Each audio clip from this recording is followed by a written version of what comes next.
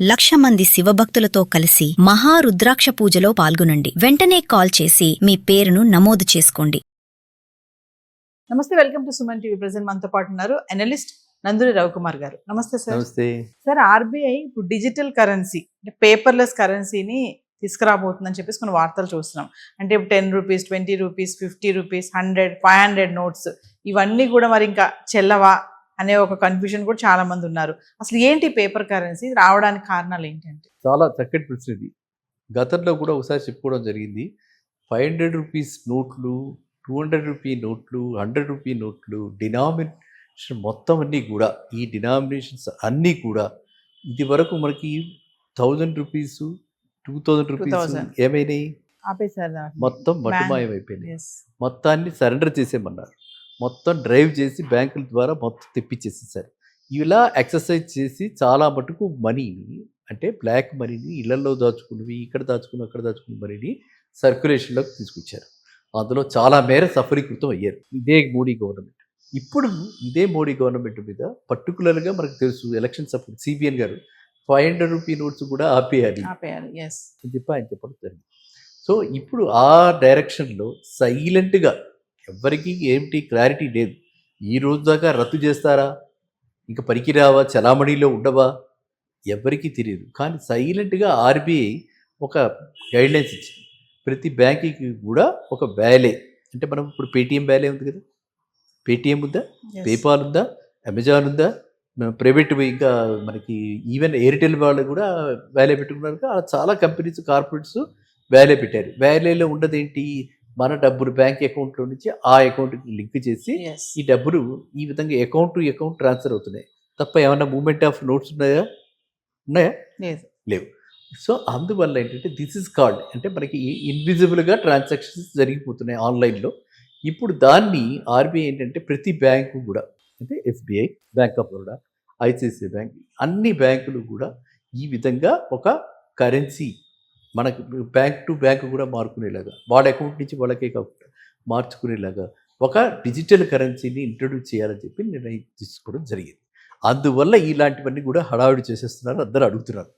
అర్థమైందా? కాబట్టి ఇది చూస్తే మాత్రం నాకైతే పర్సనల్గా అనిపిస్తోంది ఇది ఆ డైరెక్షన్లోనే వెళుతోంది. ఎప్పుడో మనకి సడన్గా ఒక డేట్ ఇచ్చి, ఒక 1 month ఎంతో టైం ఇచ్చి, ఈ నోట్లన్నీ కూడా మనకి ఇప్పుడైతే పేపర్ తోటి మనకంటే దాని ప్రింటింగ్ కాస్ట్లు మనకి ఎంత సేవ్ అవుతుంది, ప్రింటింగ్ కాస్ట్ సేవ్ అవుతుంది. తర్వాత ఇంకోటి ఏంటి, క్యారింగ్ కాస్ట్ సేవ్ అవుతుంది. ఇంకోటి ఏమిటి, ఇన్సెక్యూరిటీ. 500 రూపాయల నోట్ పెట్టుకుని పెడుతున్నాం, 4-5 ఉన్నాయి, ఏదో మాట్లాడుతూ తీసి ఒక నోటు తీస్తే ఇంకో నోటు పడిపోవచ్చుగా, లేదా ఒకటితో పాటు ఒకటి పడిపోవచ్చుగా, నేనే మిస్టేక్ చేయొచ్చుగా. ఇలాంటి ఛాన్సెస్ ఏవి ఉండకుండా ఇలా మినిమైజ్ అవుతూ ఇండివిజువల్ లెవెల్లో ఇది ఉంది. ఇంకా సెకండ్ హై లెవెల్లో మనం చూస్తే ప్రతి ట్రాన్సాక్షన్ కూడా అకౌంట్ ఫర్ అవుతుంది. ఇప్పుడు 100 రూపాయలు నోట్ ఇస్తే దానికి అకౌంట్ ఉండదు, క్యాష్ ట్రాన్సాక్షన్స్కి అకౌంట్ ఉండదు. సో ఆ విధంగా కొంత రెవెన్యూ గవర్నమెంట్కి చాలా మటుకు రెవెన్యూ పోతుంది. కాబట్టి ప్రతి ట్రాన్సాక్షన్ కూడా అకౌంట్ ఫర్ అయితే అప్పుడు గవర్నమెంట్కి ఎక్కువ రెవెన్యూ వస్తుంది. జిఎస్టీలు కానీ, ట్యాక్స్లు కానీ, లేకపోతే మనకి ఎంత ఇన్కమ్ వస్తుంది, ఏం చేస్తుంది, మొత్తం అంతా కూడా వాళ్ళ కంట్రోల్లోకి వచ్చేస్తుంది. సో సిస్టంలోకి వస్తుంది, సర్క్యులేషన్లో ఎంత మనీ ఉన్నదని కూడా గవర్నమెంట్కి తెలుస్తుంది. కాబట్టి ప్రజల కన్వీనియన్స్ ఒకటి, పరిపాలకులకి గ్రిప్, వాళ్ళకి కావాల్సింది గ్రిప్ కావాలి, మనకి కన్వీనియన్స్ కావాలి. ఈ రెండింటిని పెట్టి ఆర్బీఐ ఇలాంటి నిర్ణయం తీసుకోవడం జరిగింది. సో కాబట్టి డిజిటల్ కరెన్సీ అన్నది రాబోయే రోజుల్లో ఇంకా అదే రూల్ చేయడానికి ఎక్కువ అవకాశం ఉంది. అంటే సార్, ఇది బిట్ కాయిన్, క్రిప్టో కరెన్సీ లాంటిది అనుకోవచ్చా? అది వేరు, అవి అన్నీ అవి ఆ టైపుది ఇంకా మనకి ఇక్కడ అప్రూవల్ రాలా.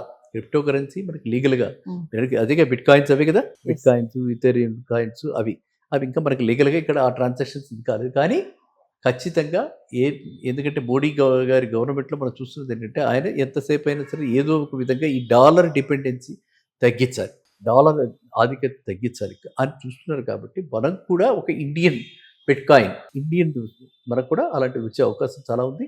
అది కూడా వస్తుంది. ఇప్పుడు ప్రస్తుతం ఏంటంటే ఈ డిమానిటైజేషన్ డ్రైవ్ పెట్టి ఏ రోజున అది అనౌన్స్ చేస్తారన్నది మాత్రమే వెయిట్ అండ్ వాచ్. ఎందుకంటే ఒక గొడవ తర్వాత ఇంకో గొడవ, కాన్సన్ట్రేట్ చేయలేకపోతున్నారు. ఈ నీట్ పేపరు లీకు, ఈ గొడవలు వచ్చాయి కదా, చూస్తూనే ఉంటారు కదా. లాస్ట్ ఐ థింక్ 4-5 days నుంచి చాలా ఎక్కడ చూసినా అదే టాపిక్. సో ఆ విధంగా ఆయన కూడా ఈజ్ ఆక్యుపైడ్ విత్ దట్. కాబట్టి ఈ డైరెక్షన్లో ఏదో ఒకటి రాబోతోందని మాత్రం నేను ఊహిస్తున్నాను, సెన్స్ చేస్తున్నాను అందరిలానే. అండ్ డిమానిటైజేషన్ అయ్యి ఈ 500 rupee notes first 500 rupee note చేస్తారేమో, చేసి మెల్లగా ఈ 200, 100, 20, 50 కూడా ఉందిగా, మర్చిపోతున్నాం, 50 కూడా ఉంది. ఈ 50 ఇవన్నీ ప్రింట్ చేయటం తగ్గించేసేస్తే, కొత్తగా కాయిన్సే వచ్చేస్తే, లేదా ఆపేస్తే ఆటోమేటిక్గా అవి కూడా కనుమరుగవు. ఎస్. సో కొన్నాళ్ళు పోయేటప్పటికి అసలు పేపర్ కరెన్సీయే ఉండదు. నెక్స్ట్ జనరేషన్ పేపర్ ఏమిటి, కరెన్సీ ఏమిటి, డబ్బులు అంటే ఉండదు. అలా అవి ఎలా ఉంటాయి అలా ఉంటాయి అని చెప్పి వాళ్ళు ఆశ్చర్యంగా అడగచ్చు మనం. ఎస్. మన జనరేషన్నే ఆ విధంగా అడగడానికి ఎక్కువ అవకాశాలు ఉంటాయి. అంటే ఫ్యూచర్లో యూపీఐని రీప్లేస్ చేస్తుంది అనుకోవచ్చా సార్ మరి ఇది? ఎస్ ఖచ్చితంగా అలాగే ఇది అయ్యి కంప్లీట్గా మనకి ఓన్లీ అన్ని ఆన్లైన్ ట్రాన్సాక్షన్స్, అంతా డిజిటల్ కరెన్సీ, అంతా మనకి ఎక్కడ కనిపించదు. Invisible currency. Yes. Paper currency అంటే విజిబుల్ కరెన్సీ, డిజిటల్ కరెన్సీ అంటే ఇన్విజిబుల్ కరెన్సీ. మనం చెప్పుకుంటూ ఉంటాం. మీ ఫేవరెట్ సబ్జెక్ట్ ఇవాళ అడగలేదు, ఏంటది? గోల్డ్. గోల్డ్ ఉంది సార్, ఆ టాపిక్ కూడా ఉంది. ఎస్. అలా అందువల్ల ఏంటంటే ఆ డిజిటల్ గోల్డ్, ఫిజికల్గా గోల్డ్ కనిపించదు. ఎలా పేపర్ గోల్డ్ ఎలా మాట్లాడుకుంటున్నామో ఆ విధంగానే ఇంకా అంతా కూడా everything in wallet. Yes. Wallet అంటే ఏంటి? It is like a purse. ఆ పర్స్ కూడా ఏంటి, మన ఫిజికల్ పర్స్ కాకుండా ఎవరు కొట్టకుండా ఎవరు చేయకుండా అది ఆ విధంగా వస్తున్నాయి. సరే, మనం ఇంకా వేరే ఉన్నాయి దానికి మాట్లాడుకోవాల్సిన అలాంటివి. ఆ సైబర్ ఓటీపీలు కానీ ఇవి కానీ కాంప్రమైజ్ అయిపోయి సైబర్ అటాక్ చేసేసి మన థెఫ్ట్ చేసేసి ఇలాగ రకరకాల, అది సైబర్ థెఫ్ట్. Yes. ఇది పిక్ పాకెటింగ్.